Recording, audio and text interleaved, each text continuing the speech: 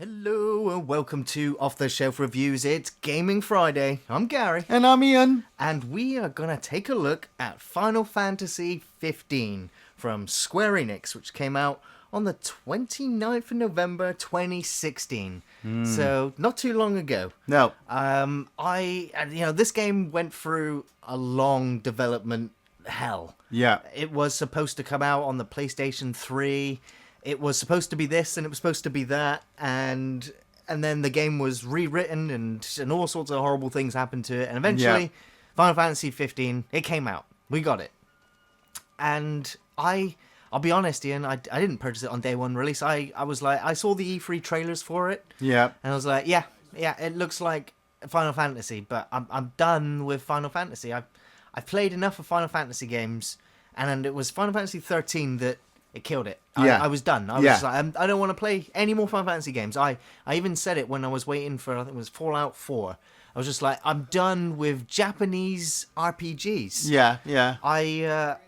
That formula is just, it was great early days of my gaming, but it never seemed to evolve. The only thing that got better was the cut sequences, the FMV sequences, the movie parts of those games. I just thought were breathtaking and some of the best animation I'd ever seen.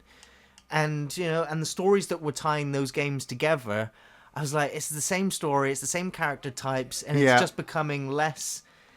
I engaged with it a hell of a lot less, and when I moved on to play games like Dragon Age and then Mass Effect and then The Witcher, I was just like, oh my god, this is where my gaming has taken me to. But on the backs of playing classic Japanese RPGs. And so going back to the Japanese RPGs, I couldn't do it, and I Final Fantasy 13, I platinumed that game. Yeah. And then when I was done with it, I was like, was that worth it? Did I really feel any better now I've done that? And no. I didn't. And so I just disappointed, and I never played another Japanese RPG again until I was given 15. It was like, here, play this. All right, I will play it. It's about 60 hours later, Iain, and I'm like, you want to ride my chocobo? You want to ride my chocobo? I'm totally engrossed in the game. Yeah. Despite the fact that there's been many instances that I've wanted to put the game down and just stop. I'm just like, why am I playing this? This is doing my absolute head in. Yeah. But then I'm just like, I'll just go do one more hunt. I'll do just go do one more side mission. mission. Maybe it will get interesting. And at about the 30-hour mark, I was just like, I love this game, but the side quests are getting irritating now. Yeah, they normally do. You go to a vendor. I spent the... let's have a look at the characters. Okay. We have these 4 characters. These are the, usually in a Final Fantasy game or in a Japanese RPG game, I'm used to having like 8, 9 characters, and you sort of mix and match your party. Well, you just have like a little group, don't you? Group of main characters you can call upon. One's a healer, one's the tank, one's the mechanic. They've all got their own special abilities, so you've got to try and balance out your team depending on what you're doing your mission on. You want to level up this character. Let's just look at Final Fantasy VII. Final Fantasy VII is the big one that a lot of people always compare the rest of the Final Fantasy games to. Which is a fair comment, and it is for me too, because that was the first Final Fantasy game I played. You've got your main guy who, in 7 was Cloud. He had the sword. He was pretty much the fighter. Yeah. Then you had Barrett, who was your tank. Then you had Aerith, who was your healer. Then you had Tifa, who was another fighter. Yeah. As well. You had Yuffie, who was the thief. Mm-hmm. Then you got Kat, who could also do some magical shit. So those, like you said, you had like 8 characters in that game. This one you only have these 4. Yeah, you're just a couple of other members that join your party in the game, but it's temporary. It really is. It's less than 10 minutes. Yeah. And it's kind of interesting, but you have these 4 characters now. If I go to their XP level, so right now you can see that I'm roughly level 58, 56, whatever, and you can see I have XP above each one of these characters. Now, this game, when you gain XP, you don't immediately have access to it. You literally have to camp. The game has a day-night system. You camp, you spend your XP to level up. Right now, I'm in the process of banking XP, farming I'm it. going to Yeah. let everyone know watching that I'm on the last chapter of the game, Right. and I have travelled back in time Yeah. to go and level up a bit more and do side quests and other things before I go and finish the game. Right. Okay. Before I come back to an open world to go and carry on doing the said side quests, and which stuff like that. I will stop. Right, I will yeah, stop at yeah. that point because the game has given me enough of what I wanted. And so we have these 4 characters. So, so what makes a Final Fantasy game as well is leveling up, getting Yeah. more powerful, Yeah. going and getting the better weapons. Well, so when you get this XP, the characters just auto level up. You don't choose where you level up. Oh. What you have is action points, which you gain, which enables you to go to this ascension level up screen. Tree, yeah. Now, this tree is for everybody. Now, there are specifics, granted. So if I go into exploration mode, you can see right down at the bottom there, all 4 characters are highlighted. Yeah, yeah. So I increase AP gained when I make a camp. Yeah. Obviously, these ones here are locked. Further increase AP gain. But if you go to some of them, like this one here is only for Noctis, the main protagonist of the game. Yeah. This one's only for Ignis. This one's only for Prompto. Right, okay. So each one of these boards requires a certain amount of AP to spend, and I know that down the line some of these here can take up to about 333 AP to level up one character, Gladios, in that one ability. Right now I've banked up to 35. Yeah. Now, there are some other things in here. I think it's under exploration, where you gain AP for riding a chocobo, winning chocobo races, Yeah. for going fishing, Yeah. for driving in the car for a long time. You'll slowly accumulate AP.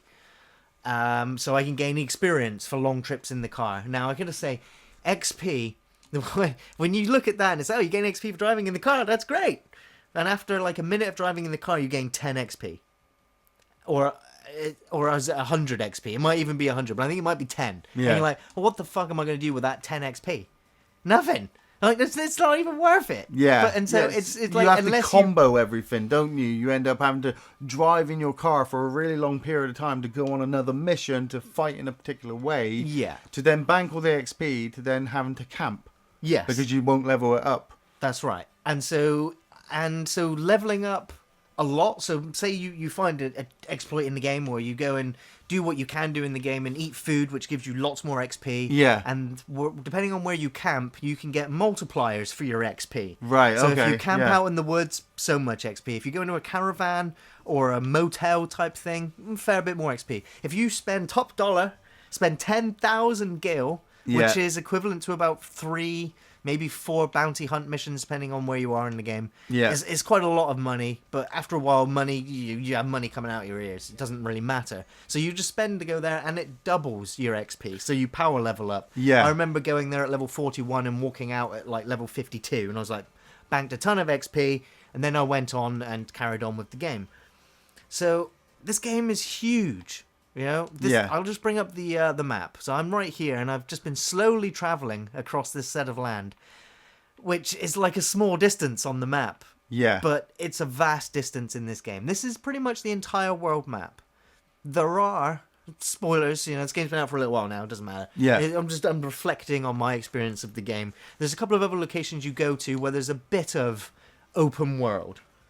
But it's very linear, and you get shoehorned straight back out of it again. Yeah, back into here. Now, when the game starts, you know, there's a beautiful cutscene. It explains a little bit that you're the prince of this king, and you're sent off to go marry this girl to bring peace between the two lands. And after a few hours of playing in a bit of a road trip movie, you get to learn who the prince's protectors are, which is the other 3 characters. Yeah. Said one's a tank, one's a ranger, and the other one's a bit of magic, and they all over time gain certain abilities. But so anyway, you get used to the characters and the gameplay and everything else. Yeah. And then as you're playing, the enemy kingdom, the empire, invades your homeworld, Right. and your king and all of your people are killed. Harsh. And it's pretty harsh. And you're like, okay, but what the hell is going on? You're still not introduced to who the enemy are. You know, it's like, so what's going on? And then I found out that there was a prequel movie Yes. called Final Fantasy Kingsglaive. Right. So And that sets up all the story for the game. yes. So I believe it came with like special pre-orders of the game, or if you bought Super I've Got Too Much Money edition of the game. Yeah.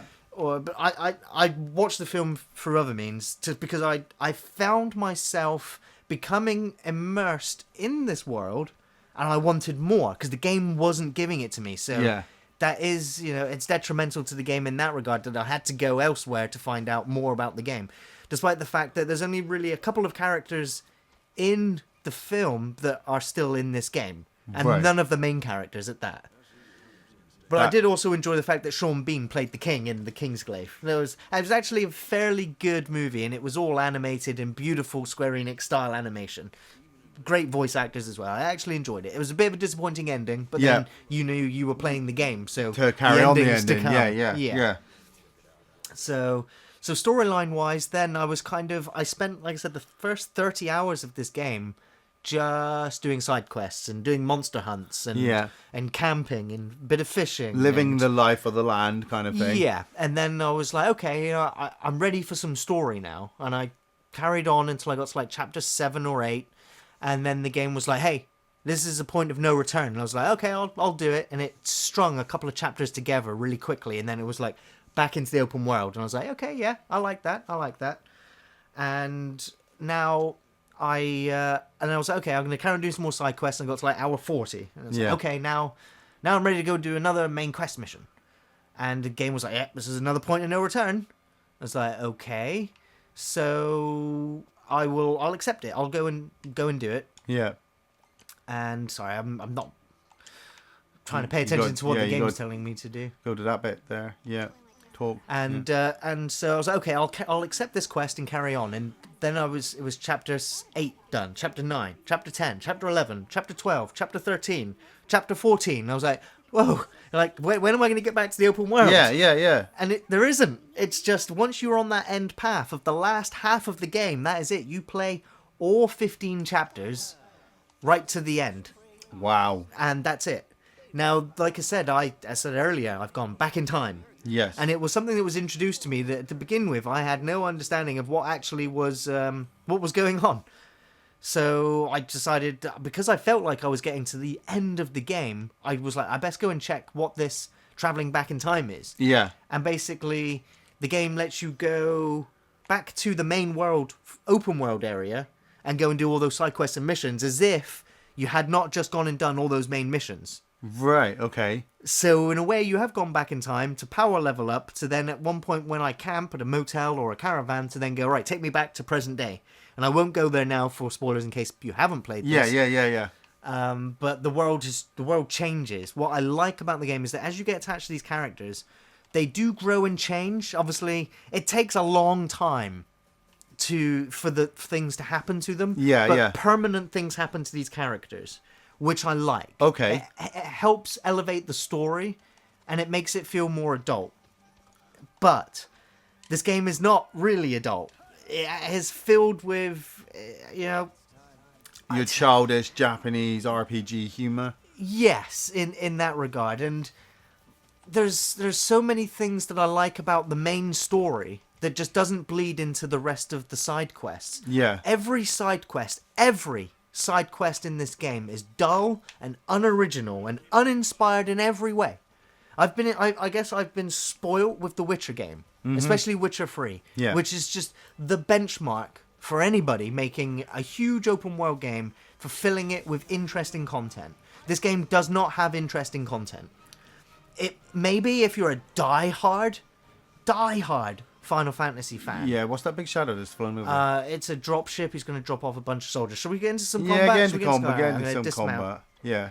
Because you're not selling this game to me. When I first saw this game, I was like, oh, Final Fantasy 15. I haven't done a Japanese RPG since Xenoblade Chronicles X, and for me, that was another big open world Japanese RPG, which I really enjoyed. Right. So what you're going to notice straight away is, obviously, if you haven't seen anything about Final Fantasy 15, is the combat system is unlike. Oh, I've killed everything. What happened to the dropship? I don't know. It took off again. I don't know. Wait. I think it dropped them off. They're behind that rock. Yeah. Okay, so I'm a little bit overpowered for fighting these guys. They're about level 24. I'm like double their level. Yeah. So you're noticing that the combat is totally different already. You're stabbed in the chest. I'm a little bit stunned right now. Yeah. I'm waiting for the quick time animation of spamming the B button or just Taking a bomb to the face, yep. Well, it's not going to do too much damage right No. now. So, literally, as you can see, combat's all real time. It's all happening really quickly. And all I'm doing right now is I'm just holding the B button. Look, I'm not doing anything else. You're not doing I'm anything just else. No, holding you're just the holding B the B button. button. And Noctis, your character, will, after he's defeated a target, will just move on to the next one. target. Now, you can... Now, for the most... I will say for about 80% of my playthrough of this game, this is all I've had to do. It's hold B. It's hold B. Wow. Now, that is the most babyfied gameplay I've ever come across. I mean, I but assume... at the same point, I kind of appreciated the laziness. I hate button. You know, when it gets to the point where it's like, button mash B, I just go, no, I'm not going to, and I let the enemy do whatever they need to do to me, because I hate button mashing in games. I'm sick of it. Yeah. Sick of it. Yeah. So, now what you can do, when combats get, as you can see, right now, I have actually paid the price of not concentrating. Yeah. So you just press right trigger, and I'm going, right, I've got my list of infantry there. Yeah, yeah. I take a potion. Despite my character having 0 HP, it sort of has the grey bar that's there as well. Oh, right. Once that hits 0, then you die. And Yeah. even though you die, you can still, with your character, choose the Phoenix down, like a traditional Final Fantasy game, and revive yourself. Obviously, you get Mega Phoenixes to revive the whole party. You can revive yourself. You revive yourself. You just, while you're laying there dead, you pull out the feather and pick yourself back up again. So it's almost like you're not really dead. Yeah, yeah. I was going to say, when you died in other Final Fantasy games, that was it. You started the battle again. The only time that the game has really threatened me with a game over was at the midpoint of the game when you had to tail another character in the car. Yeah. And if that person got away, the game would end. The game literally came up and said to you, if you fail this minigame, it's game over. And I was like, for what reason? Like, I know where this guy's going. Yeah. I could just meet him there. But the game's like, no, we will game over your ass if you do not tail this car correctly. Wow. And I'm like, I've got more chance of dying on this driving section, which is a linear road where you cannot drive off-road. Yeah. I've got more chance of game overing doing that than I have doing most of the combat in this game.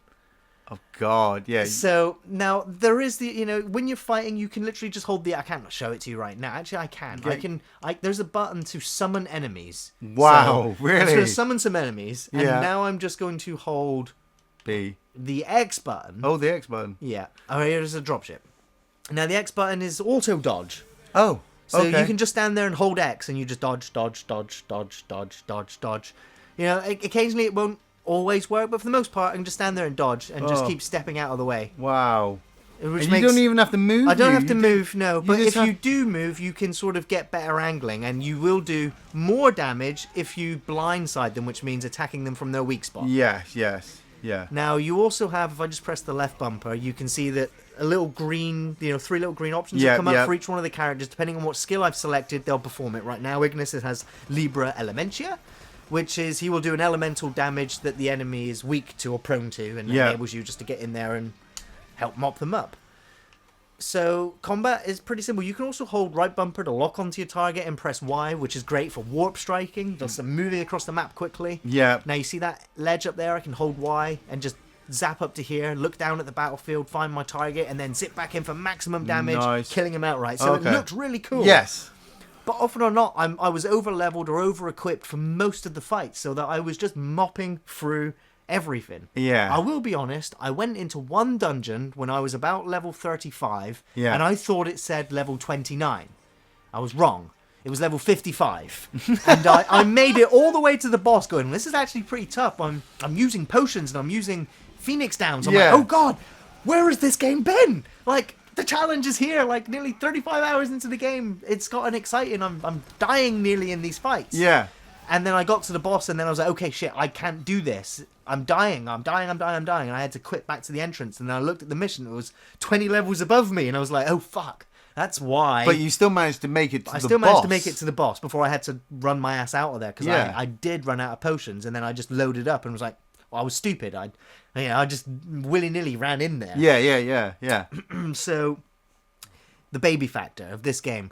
The very first thing this game tells you when it starts, this is a Final Fantasy game for fans and newcomers. No Final Fantasy game has done that before. No. And the moment it did that, I just went, this is a watered-down game for everyday Joe who doesn't play RPGs. Yeah. Final Yeah, Fantasy that's is not bad. that. That's bad. That is not Final Fantasy. See, like I said, I'd come off of a load of Japanese RPGs leading up to looking at Final Fantasy 15 and thought, this is something I want to get into. You know, I love the whole traveling around worlds and doing side quests and then doing a mad story. But then something stopped me from buying Final Fantasy 15 when it came out, and that was because I looked at it and went, it's Final Fantasy. Yeah. I kind of know what's going to happen. So I didn't fully throw it away because I still thought I want to play it. Okay, big boss time. That's a big monster guy. Okay, let's go into super mode. But then honestly, and why can't I attack it? I say that's a big monster. I've already played Xenoblade Chronicles X, and there were monsters just as big as that.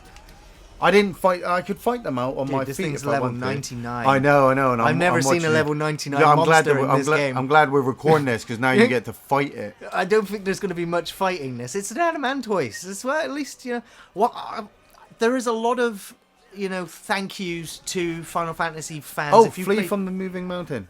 That's what it says. Flee from the moving mountain. I've got 2.5 minutes to do. I think I'm going to flee. Yeah. I think I've not had to fight anything this big in the entire game.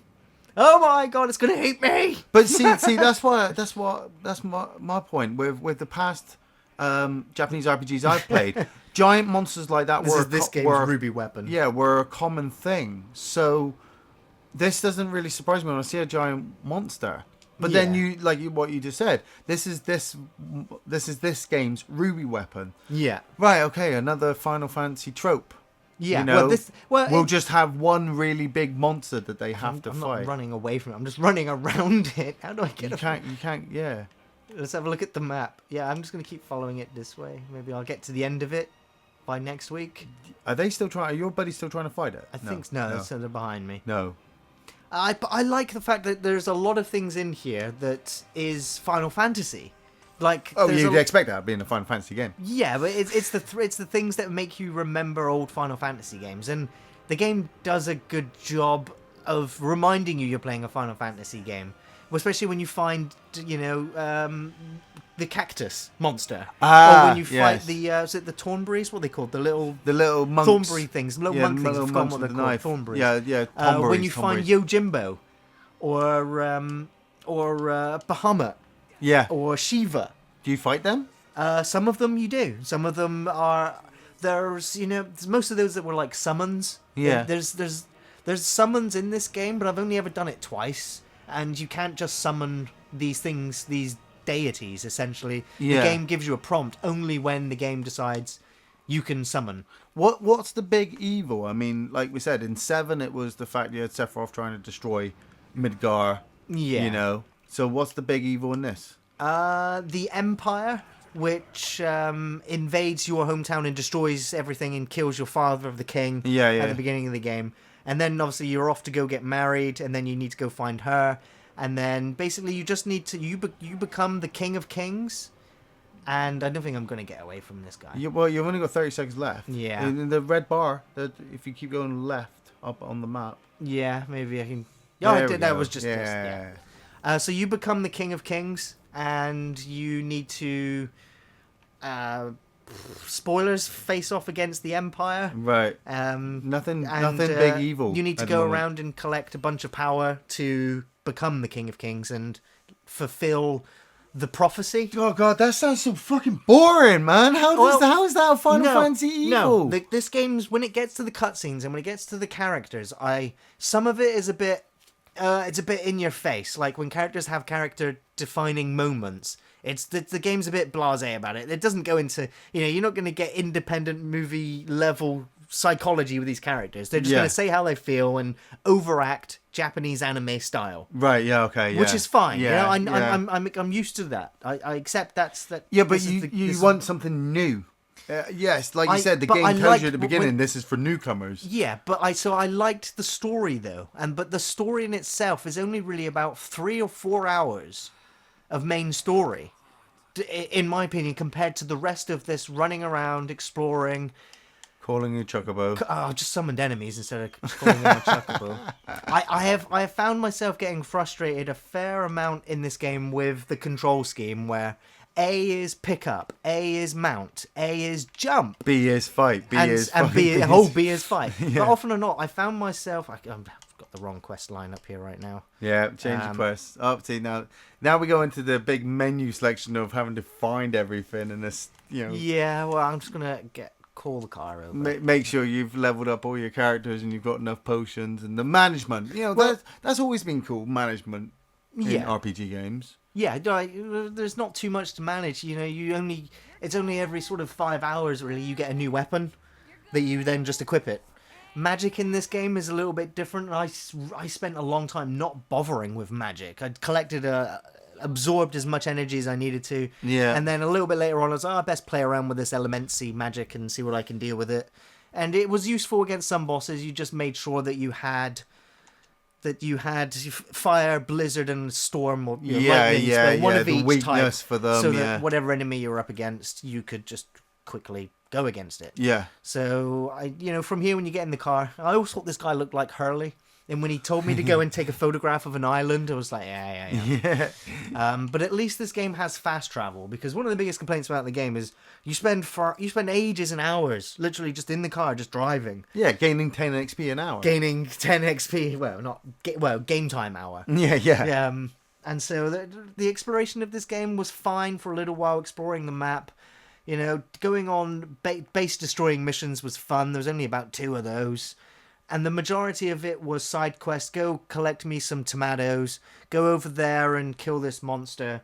Go over there and check that the power line's working. Go over there and get me this item. Go over there and get me this stone. Go over there and kill this monster. Oh, so I know what it's like. It's like nobody else in the world can do anything there are except other hunters. And there's this one hunter, and he's like, yeah, there's another dead hunter, go get his dog tags for me. And I'm like, well, you go get him. Like, it's a dog tag. I'll go fight the monster. Yeah. You go get... And it's just really redundant missions. Side quests were so bad. Wow. But the hunts I enjoyed. It reminded me, I was like, in The Witcher, I'm going to go hunt this horrible monster that's terrorizing the land. Yeah. But the build, like you said, with The Witcher, you had all this good story, environmental interactiveness leading up to the hunt. Then you had this really cool hunt. Then you got to go back into the really cool interactive stuff to move on. In this, it's same old, leading up to a fight, back into the same old. Oh, here's another fight. Let me guess. It's right over there. Yeah, it's pretty much the same monster, but different color. Oh, okay. Yeah, and it's a little bit stronger. Yeah, it's a little bit stronger. Yeah, but you're a little bit stronger. That's good. Yeah. Oh, you haven't been to your hotel to level up? Yeah. Oh, that's a shame. Then you're totally not selling this game to me. I played this game like I play most of my RPGs, where I do as many side quests as I can, starve myself of the story, then indulge in the story as much as I can. When I indulged myself in the story, I enjoyed it. There was a climactic moment where you go to a place called Altisia, right. Yeah. And it's one of the most beautiful locations I've ever visited in Final Fantasy games, period. Right. Stunning, beautiful architecture, music, atmosphere. Brilliant. Had one of the best fights I've ever had in this game, where the story ramped it up to 11 ramped it up to 15. And it was great story moments, great fights, unbelievable action, and then, and the story takes another dip before it ramps it back up again, and that's where I'm at. I'm at the ramp at the end of the game, and I've gone, right, now I'm going to go do all these side quests. So for the story, as much as I've bitched about side missions, the story is brilliant. It's not the best. It's better than 13. At least I understand the story. Yes, they've simplified it. Yeah. But it's simple enough to follow, and you do get invested in these 4 characters throughout the course of the game. It is Hurley. It's exactly what I thought. It is Hurley. So there's the picture I got for him. Oh, wow. So, okay. Yeah, one of the characters, as you can see, Prompto, is at photography level 10. So throughout the course of the game, he takes snaps all the way throughout the game. And the other character, there's Ignis. He cooks. Every time you camp, you look at all of the pictures Prompto's taken over the course of the day. Ignis cooks a meal, which gives different buffs to different characters. Yeah. And you have Gladios, who is your tank of a character. Does the most damage, takes the most damage. The more he levels up in survival, you level that up by just walking. The more you walk in the game, the more he levels up his survival ability. Okay. Which increases the amount of items or good items that he will collect from defeated foes. Right. And then Noctis, your character, he gains abilities by fishing. And I kind of got addicted to the fishing. I must have spent hours in this game just fishing, trying to catch the big fish. Yeah, yeah. You know, you get a better fishing rod, you get a better reel, you get a better line, you get better bait. And so it's, it's a good little mini game in of itself, going to the different fishing points around the world, trying to find that big catch. And then you get Hurley here, who just goes, go over there and take me a picture. Go over there and take me a picture. Go over there and take me a picture. Like, how many more pictures do I need? Like, I could have just printed my own, tour guide magazine by now. Photograph imperial bases. A lot of the tipsters that you go to, a lot of them greet you like it's the first time they've seen you. And you're like, I've been here. I've handed in all these missions, and I come in, and they're like, "Hello." And I'm like, "You don't recognize me? I'm the king, bitch." Yeah, I'm the king. And so it instantly gives you that sense of disconnect. Of you don't know who I am. It's like I was just here. Hello. So I suppose what but then you go chocobo racing. Yeah, you want to ride my chocobo? Yeah. So I suppose what we're saying is that if this is a mixed bag, is what I'm saying. If you are starved on RPGs well, at the moment. On the Xbox One, you probably are. Yeah, this one is probably up there. Will fill in a lot of that spare time. You get a cool road trip story with the characters. Yeah, if you can gung ho through this game, you really don't need to power level up. I could go now and finish the game if I want to. Yeah. But I was like, I don't want my experience to be over just yet, despite the fact that I've been irritated with the fact that after a while the characters repeat the same dialogue. Like whenever it's a sunny day and you're running, your character will go, "Oh, it's hot," and Gladius will go, "Lose the jacket." I'm like, fuck you! Fuck you! I'll keep the jacket on, I'll take the jacket off, just stop fucking saying it. And eventually, at like the 40, 50 hour mark of the game, I was like, that's it. I'm sick of hearing you tell me to lose the jacket. Lose the jacket. I took the jacket off, and I went into a cold area. And my character goes, "Oh, it's cold." And do you know what he says? What? Put my God, interactivity. Like, no, okay, I'm putting on the jacket. I'll stick to the other. So there's a few things that do annoy me. Prompto, whenever you're driving around, you're doing these long distances, you're like, all right, can't wait to get to here and do the next mission. You get halfway there and Prompto goes, "Hey, about a mile back there would have been a really great photo spot. Can we go? Can we go? Can we? Oh, for fuck's sake, Prompto. Yes, we can go back. We'll drive all the way back, take the one photo, drive all the way on. You get to the camp and you look at the photo and you're like, God damn it. Like, he's taking it facing the sun. It just looks like blurred blobs on the horizon. Oh God! But I suppose I'm bitching at it because I love it, Ian. Yeah, and I don't want it from the sounds of it. I mean, if you've played a lot of RPG games, that when you get to Final Fantasy 15, there's a lot of repetitive. You've got your side questing, you've got your leveling. Oh, you won that special armor? Well, you've got to go kill 15 different monsters for that one piece that you can sell to that one guy who will make you travel halfway across the world to get another piece to come all the way back. You've leveled up so hard that the fucking super armor that you're wearing is useless. Kind of aspect. But with this game, I mean, really nice. Combat is so simplistic that it's a really chilled game. Some RPG games do have complicated fight systems. I remember there was that gun one that you played where you had to make like a purchase to get over a little bit too much. This is just like hold people as many times as you can. Oh, it's not you. Maybe you're not. Maybe you'll need to use a spell, or maybe then you'll have to use your special. I call it the limit breaker. Yeah. Especially when you hold both the bumpers together, and I end up having a lot just to get it to trigger, because left bumpers to bring up one menu, right bumpers to bring up another menu. You've got to press them both together. I found myself going up to this vendor here, and you're like, but you'll end up going jump. Often or not, just stand at the counter, just jumping. Yeah. And of course, difficult. I'm trying to highlight it, and it won't do it. But obviously, I was saying before, A is jump. Yeah. And so you end up, I want to pick up that item, and you end up jumping on it 6 times. Climb that ladder, you end up jumping at it, like 3 or 4 times before you eventually climb. So it's just little things that irritate me. But overall, I've enjoyed this game. I can't wait to see its ending through. I know there's things to do post game. Yeah. No, I'm not buying the season pass. No, I'm not gonna do the DLC for this game. I've got the main story. There's going to be any more. Seems like the story missing. Yeah. There could have been so much more character added, so many more cutscenes, so much more interactivity between the 4 main characters. But what I got, I was satisfied with. I didn't pay granted. Yeah. I wasn't going to, but it salvaged it. If Final Fantasy drive your car, what the driving's like. Would you actually want to drive? Actually, well, I'll go to manual, and you Yeah. can drive. I'll pass you the controller, and you can just drive. Okay. And you can see what driving is actually. That sounds entertaining. Okay, so right trigger is accelerate. Left trigger is to brake. Yeah. As you're This playing thing's through the so game, heavy. So heavy to as you're turn. playing through the game, you can unlock all the Final Fantasy music scores. Yeah. Although I did find that, despite how many of them I managed to find in the different stores, didn't seem complete. It seemed like they may have lost rights to certain sounds or certain audio. The Final Fantasy Why games. does your car lean?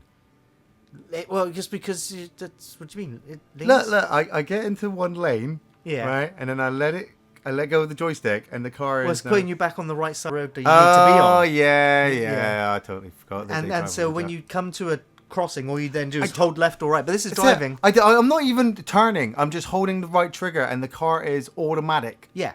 It's automatic. Yeah, it's on the rail.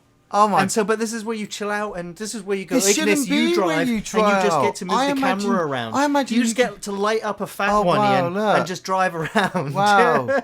Imagine if Grand Theft Auto 5's driving was just like this. But sometimes they talk to each other, and you learn something about them. Yeah. And Or they gain- repeat gain the same 10 bit of XP. dialogue for the 10th time. Oh god. But This is... yeah, it's fine because at certain points you can quick travel, and then you are faced with the game's biggest challenge, or the biggest thing that you have to decide: What was that? to drive the car and let Ignis drive and watch it for 7 to 10 minutes, or watch a 3-minute loading screen. Because that's how long Wow. it often takes to go from one location to another. It's a ridiculously long loading time. So you're like, so do I watch the drive? Or do I watch the loading bar? Yeah. Yeah. Pros, the game I played for 50, 60 hours, crashed once. Yeah. It only ever crashed once, and it pissed me off, though. I want the crash now. Well, you can't, because you can't crash the car. Fucking no! No! Look at that! It stops you from driving into the barrier! What? Safety barriers for new players, Ian. But I do recommend Final Fantasy. I know I've bitched for a little while, I'm trying to but I discuss fate. also need to express the fact that I have loved this game. And it'll be one that I feel sad when it's gone, but I know I'll replace it when Mass Effect Andromeda comes out in a few months. Yeah. This did make me want to play more JRPGs. When I first started playing it, I was like, I miss the old style combat system, turn-based. Yeah. Now, I haven't highlighted it in this video, and I've never used it in the game, but there is what's called a wait mode, Okay. which as soon as you go into combat, time stops. It stops. But as soon as you move the character with the left analog stick, time plays. And as soon as you right. stop moving, time stops again. When you're in that window, you can see how much health the enemies have got. You can, if you've analyzed them, you can see what weaknesses they have. Yeah. And then you can tell each character what you want them to do, and then go back to real time. So there is an element of pausing the game and going into turn-based combat. But why would you do that when the combat is so simplistic you can just hold the B button? Yeah. Now, like I said, traveling at night is not recommended in the game. You're going to have trouble fighting monsters that are way above your level. Although I am now at a level where you can start fighting them. Yeah. Still poses a little bit of a Whoa. challenge. Well, clicking in the right stick brings up the map. Yes, that brings up the map. And so, just let you rush off into this challenge. It probably will be a bit of a challenge as a first-time fighter. But Yeah. Well, I'm just gonna hold B. Yeah. And I've played, like I said, I've played. Oh, right now you have the D-pad will select now your weapon system. Right now you have the ring equipped. Now you've turned to his ultimate weapon. Although I do have the King Sword, which is the other weapon that's there. Yeah. So yeah, I do recommend the game. If you were shy away from it, or if you were like me and didn't get it, maybe wait until a friend of yours has finished it and lends it to you, or get it in the sale, or get it down the line. I'd blitz through the main storyline. If it interests you slightly, then go for it. And what I'm saying is you've probably already played it and completed it, and that was mostly how I felt playing the game. Yeah. I want to play more. I mean, I'm tapping B, but I might as well just You hold don't it. need. I literally spent a while tapping B until I was like, I can just hold it, and then occasionally hold X to dodge as well. Do I have to tap B now? Not really. No. In imagination. Well, you could have almost warped out of it. Now, if you press the left bumper, like I said, you've built up the green bar to max. You can call in one of their powers, Okay. Call in Dawnhammer. and then you get a quick time Oh, I moment missed to it. capitalize in on that move to do bonus damage as well. Yeah. Like I said, you also got right bumper and then Y to quick warp to your target. Yeah, see, I more enjoyed Xenoblade Chronicles and Xenoblade Chronicles X on the Wii. Yeah. I thought that they were just better done. It's too easy. They shouldn't have made it for newcomers. If you hadn't played a Final Fantasy game by the time you got to 15, you weren't going to be playing them. Yeah, but they wanted it on the next gen systems, and they wanted to bring in new audience, which is fine. I'm fine with that. People are gamers. They'll learn. They don't need their handheld this much. Yeah. So, well, with that, it's going to be the end of the episode. I just want to say thanks for watching, everyone. Thanks for listening. We'll be back next Friday with another video game, of course. You can find us on Facebook, on Twitter, and on Patreon. Thanks for watching, everyone. See you next time.